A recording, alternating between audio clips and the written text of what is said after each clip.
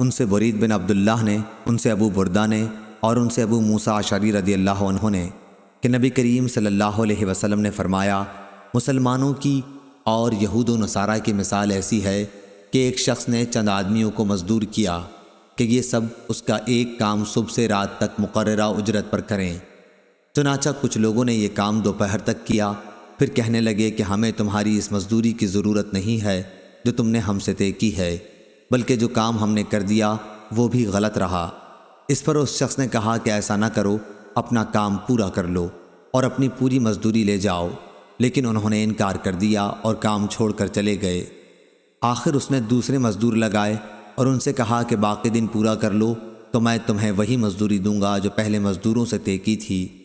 چنانچہ انہوں نے کام شروع کیا، لیکن عصر کی نماز کا وقت آیا تو انہوں نے بھی یہی کہا کہ ہم نے جو تمہارا کام کر دیا ہے وہ بالکل بیکار رہا، وہ مزدوری بھی تم اپنے پاس ہی رکھو جو تم نے ہم سے طے کی تھی۔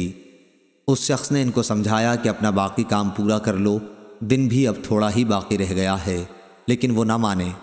آخر اس شخص نے دوسرے مزدور لگائے کہ یہ دن کا جو حصہ باقی رہ گیا ہے اس میں یہ کام کر دیں۔ چنانچہ ان لوگوں نے سورج غروب ہونے تک دن کے بقیہ حصے میں کام پورا کیا، اور پہلے اور دوسرے مزدوروں کی مزدوری بھی سب انہی کو ملی۔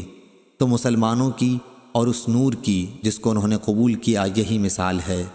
صحیح بخاری حدیث نمبر 2271۔